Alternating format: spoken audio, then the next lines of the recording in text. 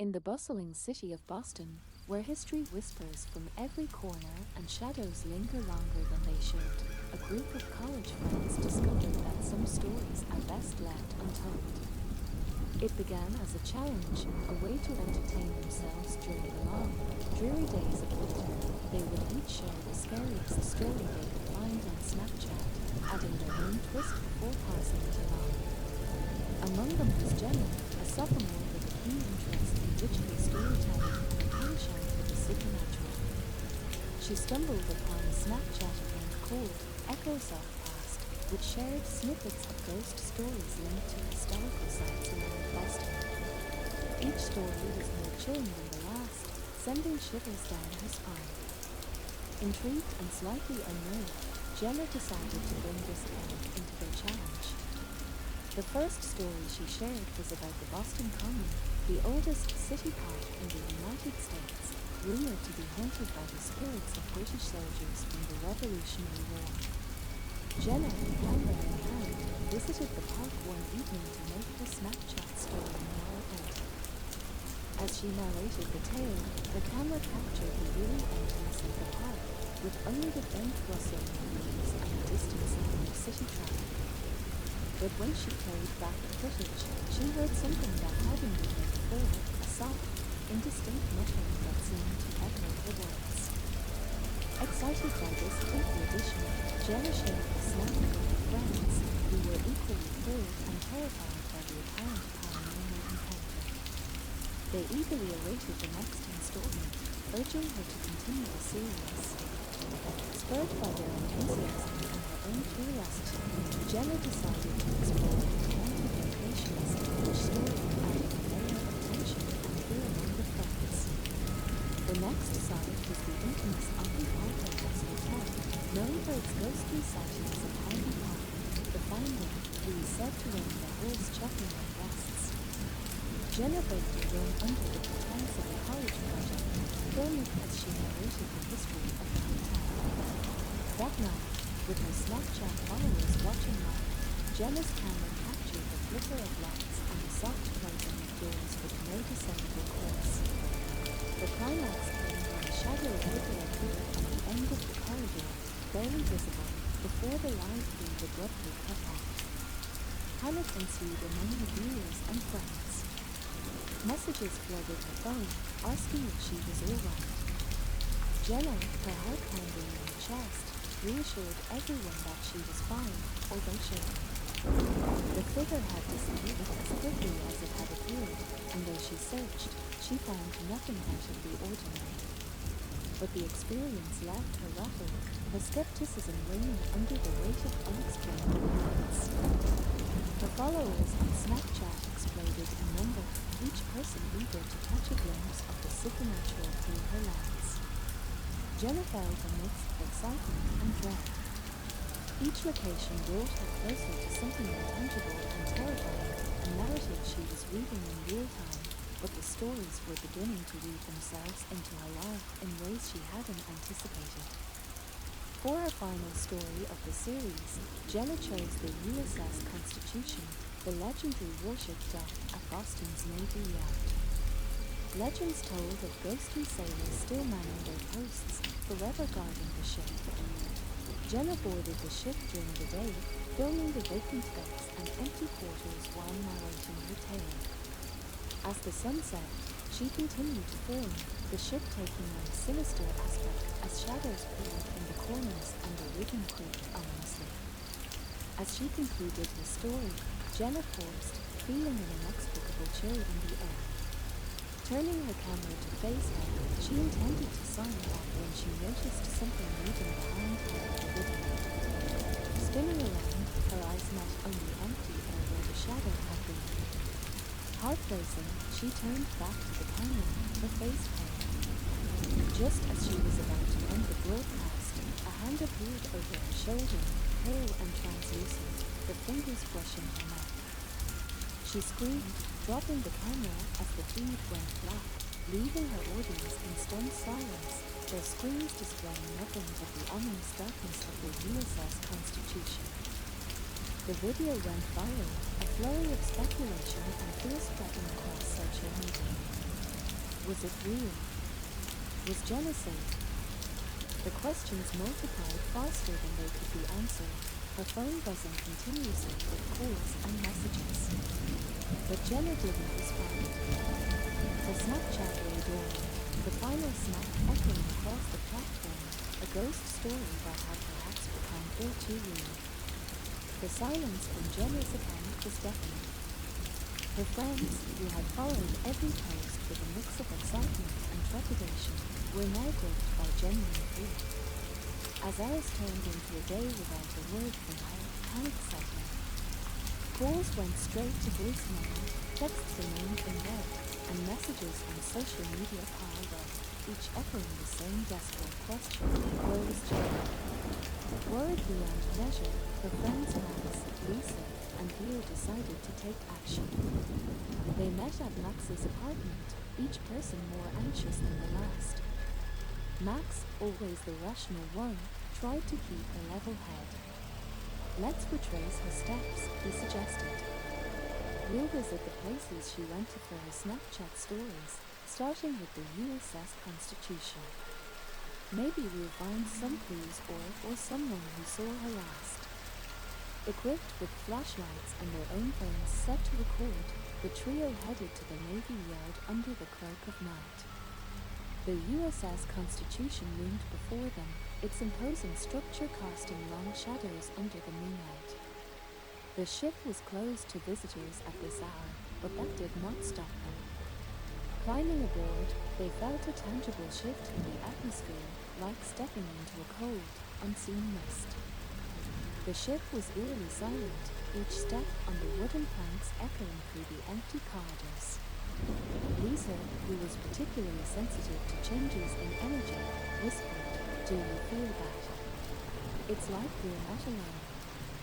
Her voice trembled slightly, betraying her fear. They moved cautiously, reaching the spot where Jenna's last video was recorded. The air felt denser here, colder.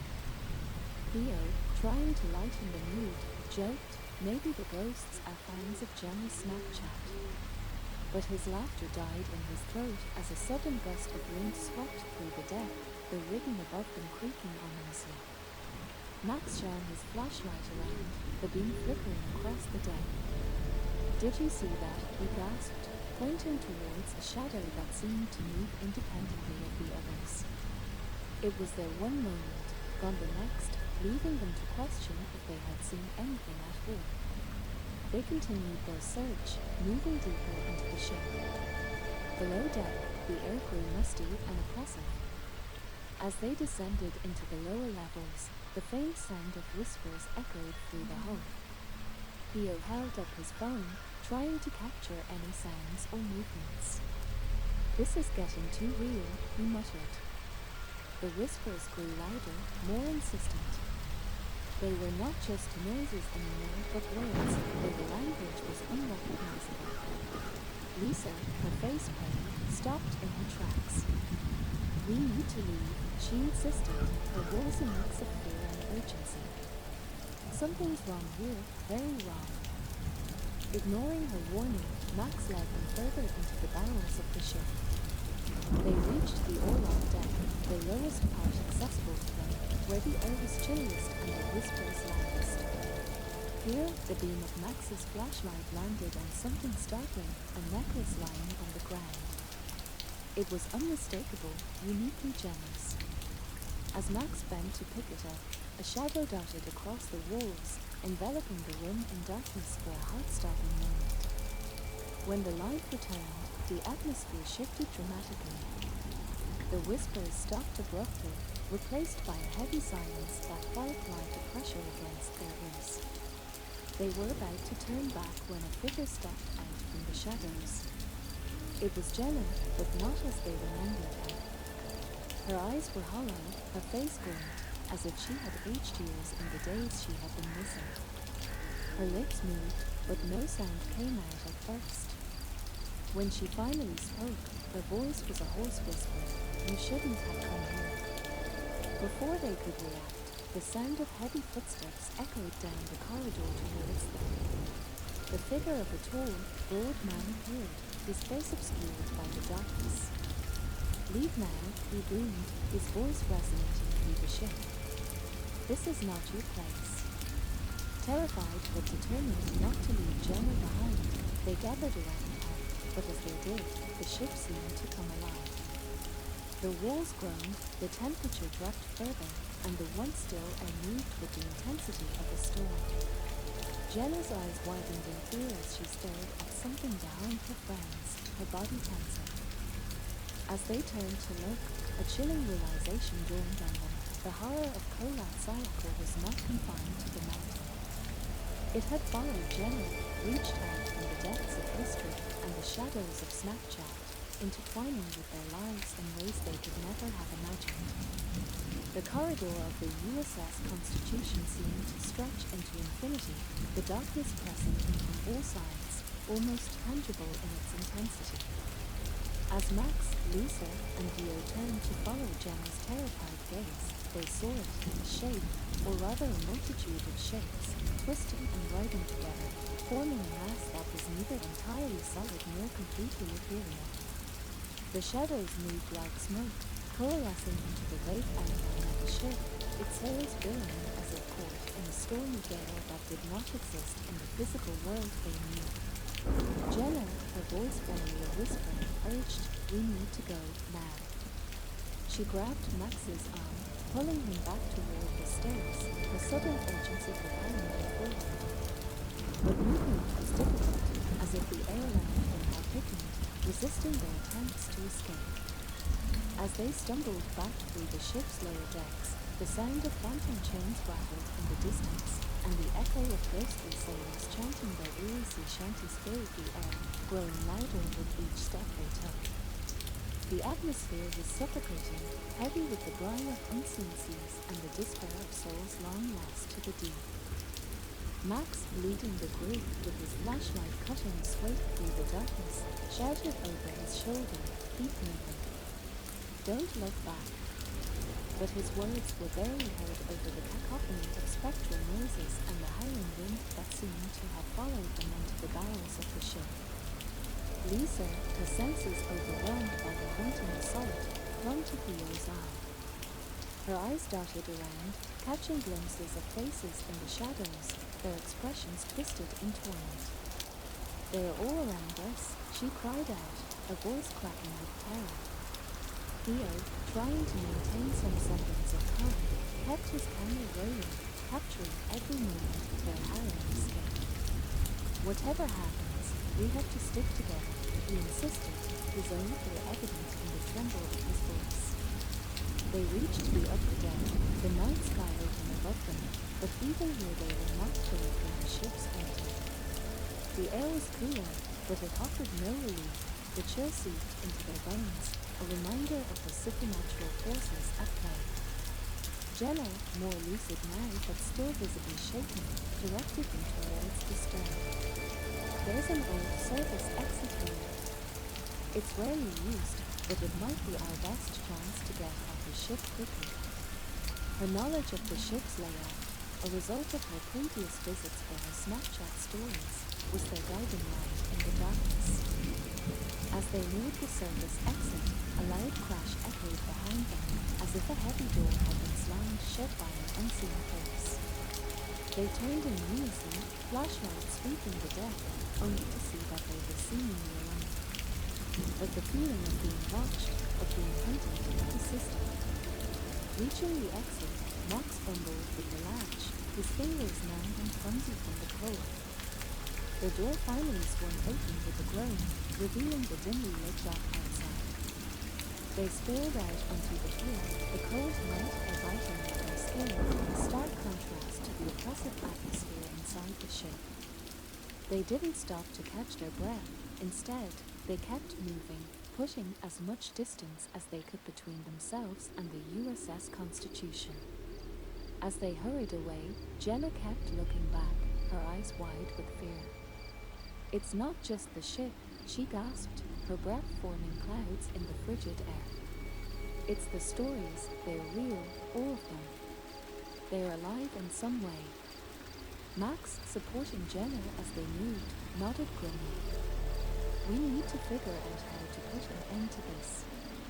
Whatever we unleashed with those stories is following us, not confined to the locations we visited. The group found their way to a small, all-night diner not far from the Navy Yard. The bright neon sign was a beacon in the night, promising a brief respite from the horrors they had faced. Inside, the warm glow and the mundane sound of a radio playing soft music offered a sharp contrast to the darkness they had just escaped. They chose a booth at the back, huddling together, their conversation a mix of urgent whispers and fearful glances. Lisa, her hands wrapped around a mug of hot coffee, looked between her friends. What do we do now? We can't just ignore what's happening. We've seen too much, and it knows we've seen it. Theo, reviewing the footage on his camera, paused on a frame where a shadowy figure seemed to stare directly into the lens. We document everything. We find out what it wants, why it's attached to these stories, and how to stop it. We started this with Snapchat stories. It's only fitting we use that to our advantage. Jenna, pulling out her phone, scrolled through her Snapchat. Her account was still inactive, the last post from the USS Constitution hanging ominously without context. We need help. We should reach out to others who've experienced similar things, maybe even contact some paranormal experts. Max, always the more skeptical of the group, frowned. And if we can't stop it, what then? We're college students, not ghost hunters. We're in over our heads. The group fell silent, the weight of their situation settling heavily on them. It was Lisa who broke the silence. We don't have a choice, Maximum. This started with us, and it's up to us to end it. We owe it to ourselves and to anyone else who might be affected. With a renewed sense of determination, they agreed to use their skills and resources to delve deeper into the supernatural occurrences. They planned to revisit the sites, conduct more thorough investigations, and gather as much evidence as possible. Each location, each story would be a piece of the puzzle that they were desperate to solve. Their first step was to return to Boston Common, the site of Jenna's first Snapchat story that had started it all. Armed with cameras, recording devices, and a myriad of research material on the paranormal, they arrived at the park just as dusk began to settle, casting long shadows across the grass. The park was quiet, with only a few late joggers and dog walkers visible. The group set up their equipment under an old oak tree, the branches creaking softly in the wind. As night fell, the atmosphere changed, the air grew colder, and the faint sound of whispers filled the air, echoing the whispers from the USS Constitution. Jenna, holding the camera, began to narrate their intentions, her voice steady despite the palpable tension. We're here to find answers, to understand what's haunting their stories, and to stop it from spreading further. As she spoke, a cold wind swept through the park, rustling the leaves around them. The whispers grew louder, more insistent, as if responding to Jenna's words. Then, from the shadows, figures began to emerge, their forms vague and shifting like smoke. The air crackled with static, and the temperature dropped, a frost forming on the camera lenses. Max, pointing his flashlight toward the approaching figures, called out, "We're not afraid of you. We're here to help, to set things right." The figures paused with their whisperances momentarily before resuming, this time with a clear message carried on the wind: too late. The group tightened their circle, cameras rolling, capturing every moment, every movement. They were no longer just participants in this ghostly narrative. They were now the storytellers, determined to craft an ending on their own terms. As the chilling whisper, "too late," echoed through the cold night air, the group felt the oppressive presence of the gathered apparitions intensifying. The park around them, once a place of leisure and community, now seemed to move into a stage set for an ancient, spectral drama that they had inadvertently scripted. Each member of the group could feel the air thickening, as if the very atmosphere was being manipulated by the unseen forces congregating in the shadows. The temperature continued to drop rapidly, their breaths visible as puffs of frost in the beam of Max's flashlight, which seemed to dim against the overwhelming darkness. Jenna continued to record, her voice barely a whisper, aware that every detail they captured could be crucial. "We're not here to harm you," she said into the camera, addressing the unseen forces as much as her audience. "We're here to understand, to make things right." The response was almost immediate. The ground beneath them trembled subtly, and the trees around them rustled fiercely, despite the absence of any wind. From the shadows, more figures emerged, their forms clearer now, more defined. Some appeared almost human, trapped in perpetual anguish, their faces contorted in silent screams. Others were less distinct, mere wraiths of mist and shadow, yet their presence was equally menacing. Theo, aiming his camera at the figures, tried to maintain his composure as he documented the eerie congregation. "These are the souls tied to the stories," he murmured, his voice barely audible over the sound of his own shivering. "The stories Jenna found, they are not just legends. They're real." Lisa, her sensitivity to energies making her more susceptible to the spectral presences, clutched her arms around her son, trying to ward off the cold that seemed to seep into her very bones. "They're so sad," she whispered, her eyes teary. "It's overwhelming. They're trapped here, bound by whatever happened, unable to move on." The group's resolve hardened with this realization. They understood that they were dealing with more than mere hauntings. These were souls ensnared by historical traumas, their stories etched into the very fabric of the places that Jenna had explored and shared online. Determined to find a way to help these spirits, Max suggested they try speaking directly to the apparitions. "Maybe we can find out what they need to be released," he said, stepping forward slightly, his flashlight sweeping over the ghostly figures. "Tell us how to help you," he called out into the darkness. For a moment, there was silence. Then a low, mournful sound began to rise around them, like a chorus of the damned, filled with sorrow and longing. The voices were indistinct at first, but slowly began to articulate words, each one heavy with grief and pain. "Tell our stories," they whispered, a multitude of voices blending into one. "Tell them true." Jenna nodded, understanding the gravity of their request. "We will," she promised, her voice firm. "We'll tell your stories, every detail, exactly as they happened. We'll remember you." The apparition seemed to pause, the atmosphere shifting slightly as if the spirits were considering her promise. The air remained cold, but the oppressive weight that had hung over them lightened marginally. Encouraged, Theo added, "And we'll find out why you're still here. We'll look into the history, see what ties you to these places. And we'll try to break those ties, set you free." The spirits didn't respond immediately, but the group felt a change in the air, a tentative sense of hope mingling with the lingering sadness. They knew they had a long journey ahead of them, one filled with research, confrontations with the unknown, and, inevitably, danger. But they were committed. They had to be. Not just for their own sake, but for the souls crying out for release. As they prepared to leave the park, a faint light began to dawn on the horizon, the first signs of morning slicing through the darkness. The apparitions began to fade, dissolving into the growing light, their presence receding but not entirely gone. The group walked back to their cars in silence, each lost in thought, their minds processing the night's eerie events and the monumental task ahead. They had started this journey seeking thrills and stories for social media fame, but they had found a deeper purpose, a mission to resolve unrested spirits and uncover hidden truths.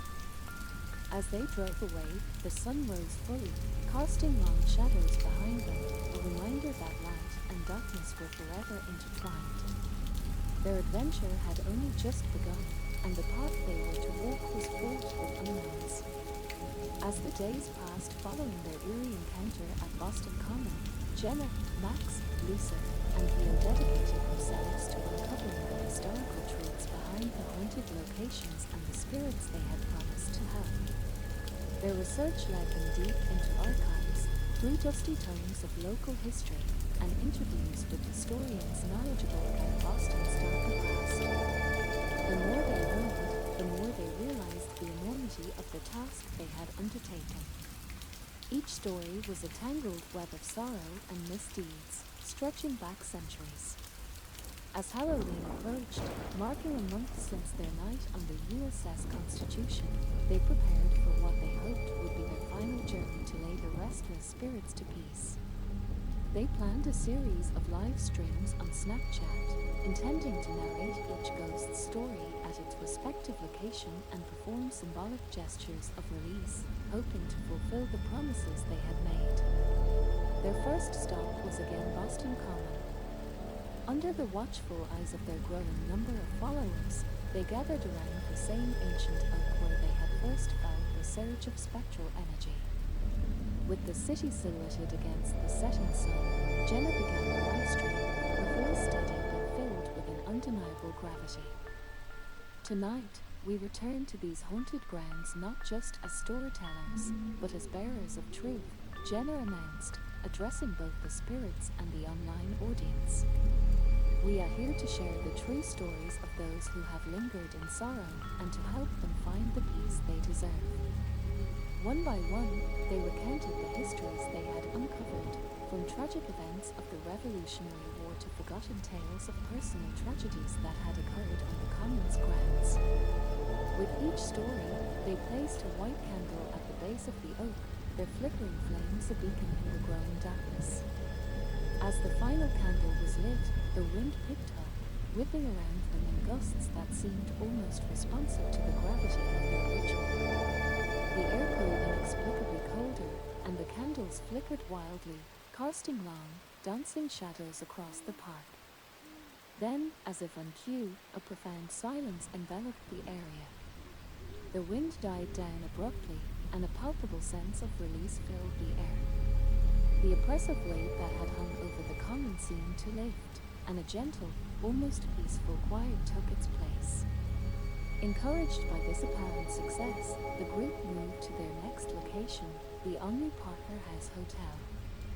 There, they narrated the tale of Harvey Parker, who was said to roam the halls, concerned about his guests' comfort even in death. They spoke of his life's dedication to the hotel and his untimely death that left his spirit in limbo. In a quiet, solemn ceremony in the lobby, where his apparition had often been sighted, they unveiled a small plaque they had commissioned that acknowledged his contributions and his passing.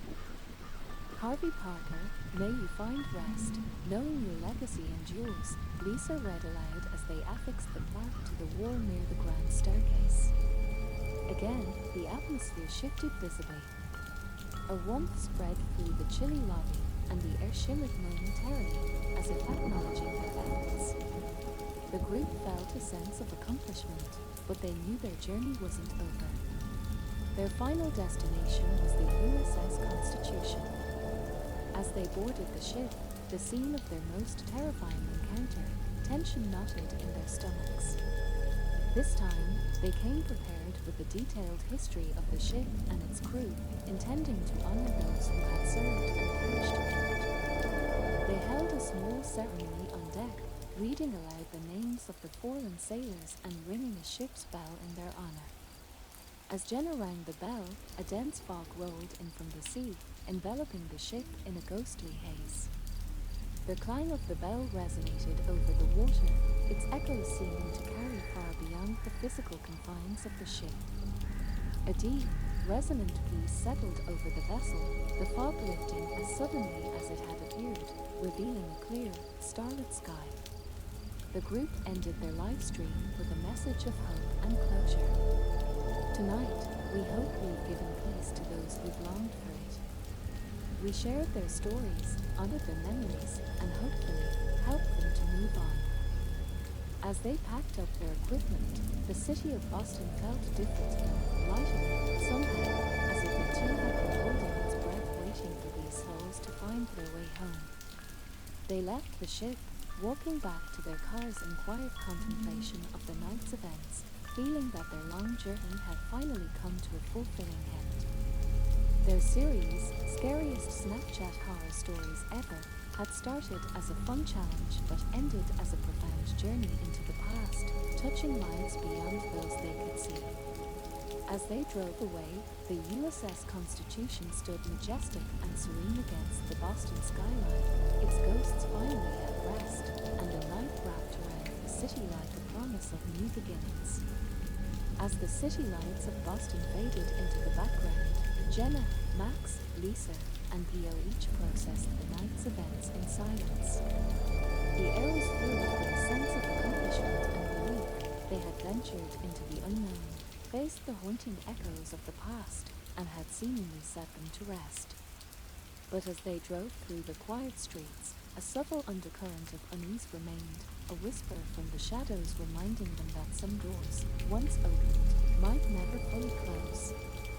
Arriving back at Max's apartment, where their journey had begun weeks earlier, they gathered around the kitchen table, a makeshift command center scattered with notes, old books, and digital recorders.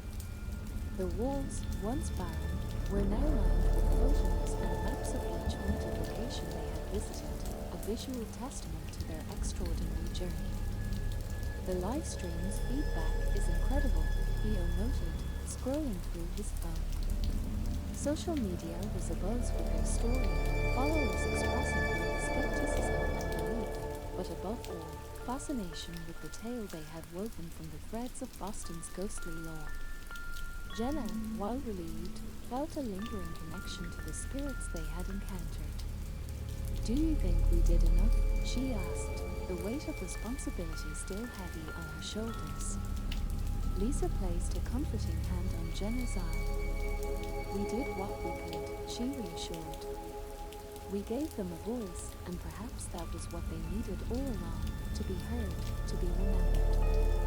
Max, ever the pragmatist, checked their recording equipment one last time, ensuring everything was powered down. "We documented everything. If nothing else, we've contributed to the historical and paranormal research of Boston. That's more than most can say."